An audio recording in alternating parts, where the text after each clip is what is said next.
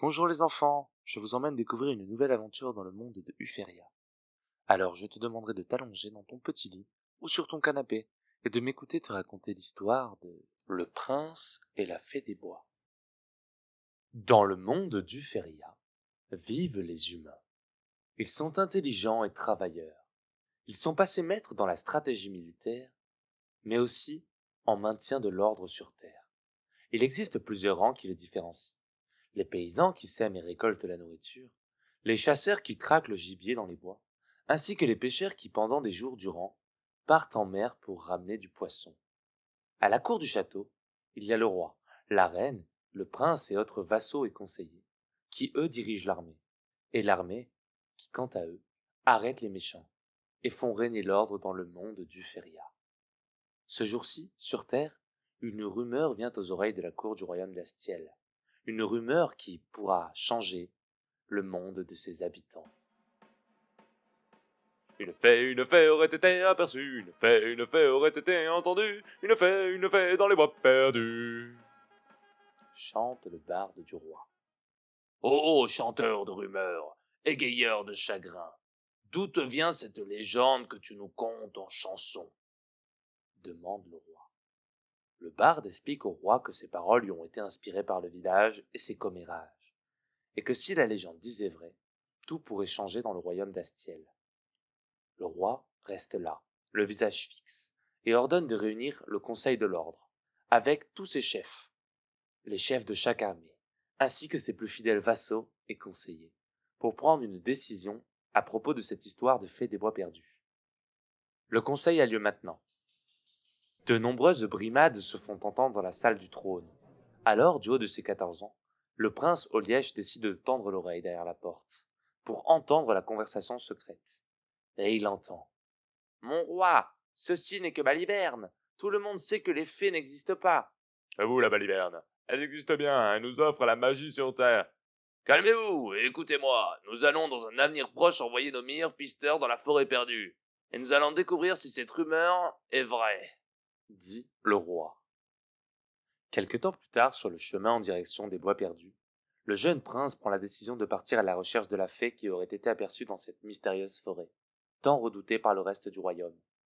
Le jeune homme se rappela des cours de son maître qui lui racontaient les dangers de cette forêt. Les créatures magiques, les géants, les trolls et autres gobelins, et bien d'autres créatures aussi dangereuses les unes que les autres. Et ainsi que seuls les plus grands pisteurs pourraient retrouver le chemin de la sortie dans cette forêt dense et remplie de dangers. Cependant, malgré les mises en garde, le jeune prince prit sa décision. Il irait afin de rencontrer une fée. Dans la forêt perdue, il marche pendant des heures et des heures sans jamais ne rien voir ni entendre. Aucun bruit, comme si les bois étaient vides, et que tous les dires présents dans le livre n'étaient que mensonges. En fait, se peut-il que cette forêt soit simplement normale, et que rien ne se trouve à l'intérieur, se dit le jeune garçon. La nuit tombe dans le royaume d'Astiel, et Oliège décide de rebrousser chemin vers le château, quand une lueur, sortie de nulle part, se forme devant lui. Face à lui, une petite créature minuscule, une petite boule luisante avec des petites jambes et des petites mains, et surtout une toute petite tête. Le prince prit la parole devant la créature. Bienvenue dans le royaume d'Astiel, petite fée des bois. Letio, Letio, Letia, répondit la créature face à lui. Tu ne parles pas notre langue, je comprends. Alors, le prince décide de faire des signes devant l'étrange créature. Il fit des gestes indiquant que la créature devait le suivre vers la sortie de la forêt. Je vais t'emmener voir mon père, il saura quoi faire de toi. Tu ne risques rien à mes côtés, dit le prince.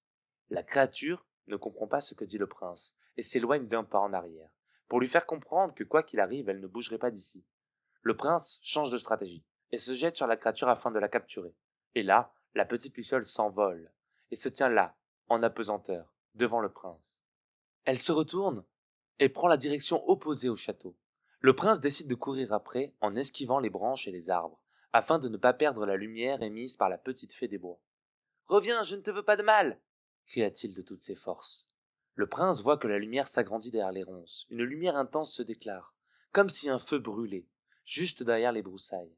Quand enfin il réussit à passer le amas de ronces rempli d'épines, le prince, déterminé à attraper cette créature malgré la douleur, arrive dans une magnifique clairière. Il voit plein de créatures identiques à celles vues auparavant. Surpris, il ne bouge plus. Il reste là, immobile, devant les créatures en masse. Il voit les créatures se rassembler et former une sphère. La boule se déplace, et le prince, malgré la douleur causée par les ronces, avance, afin de suivre et voir où les petites bêtes l'amèneront. La sphère s'arrête. Le jeune homme voit la sortie de la forêt, au loin. Il voit le château, et là des chevaliers du royaume qui étaient sûrement partis à sa recherche. Monsieur le prince, vous êtes là, s'écrie un chevalier. J'ai trouvé la fille, regardez, cette immense sphère, dit le prince. Mais quand le prince se tourne pour pointer du doigt les créatures, il n'y avait plus rien, seulement un petit anneau sur le sol. Il décide de le cacher dans sa poche pour éviter qu'on lui confisque comme punition pour avoir disparu et alerter tout le monde. Plus tard, dans la nuit, Olièche, après avoir subi de nombreuses réprimandes par son père le roi, décide de se rendre dans la tour du sorcier afin d'en apprendre un peu plus sur cet anneau. Ô grand sorcier du royaume d'Astiel, j'ai besoin de toi. Apporte-moi le savoir et la lumière sur mes interrogations, dit le garçon déterminé. Que se passe-t-il, jeune prince? Il lui raconte l'aventure qu'il avait vécue, la rencontre avec cette créature des bois perdus. Pour commencer, on va te soigner, dit le vieux mage du royaume. Le sorcier prit une inspiration. Et d'un coup, une lumière jaillit de ses mains, et les blessures provoquées par les ronces se refermèrent doucement. Il prit l'anneau dans ses mains et lit une inscription sur l'intérieur.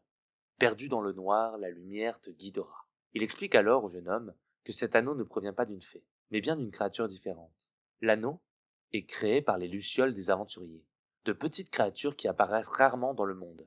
Et la seule fois où des gens l'auraient aperçu, c'est lors de promenades, où ces dites personnes ne retrouvaient pas leur chemin.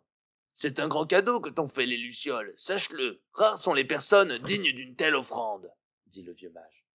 Le prince reprend le chemin vers sa chambre et met l'anneau à son doigt, rempli de fierté et de joie, mais a surtout hâte de retourner vivre des aventures dans le monde du Feria. J'espère que les aventures du prince Oliège t'auront plu. On se retrouve très vite pour une nouvelle histoire dans le monde du Feria.